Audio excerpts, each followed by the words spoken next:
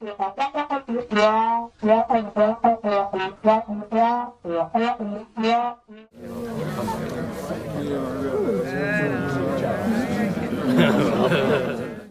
have any ideas? Well, the project is to replicate a building, so we should just build a house, right? A house is too boring. I already have a D in this class. I can't afford to fail.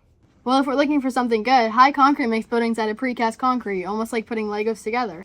So we should find a cool building that they've made. Guys, look at this hotel that High Concrete made. That'll definitely get me an A. I guess we should get building right away.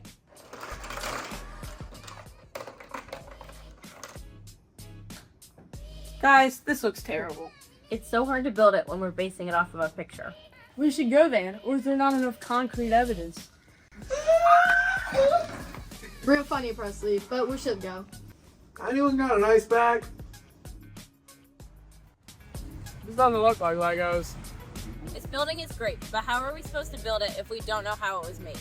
I have an idea. The best way to learn is for the pros, right? So we should go to High Concrete.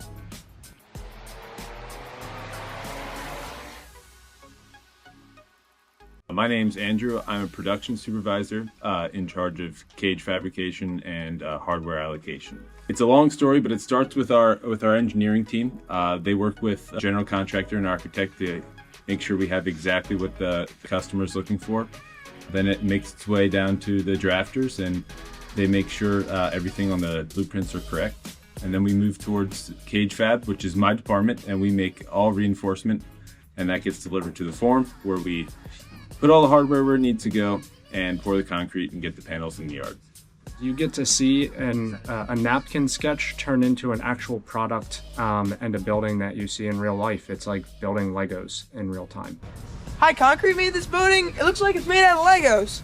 A total team and group effort just to get one piece of precast made. What's so cool about manufacturing is that you get to develop and build something and then see it come to life on site in a project.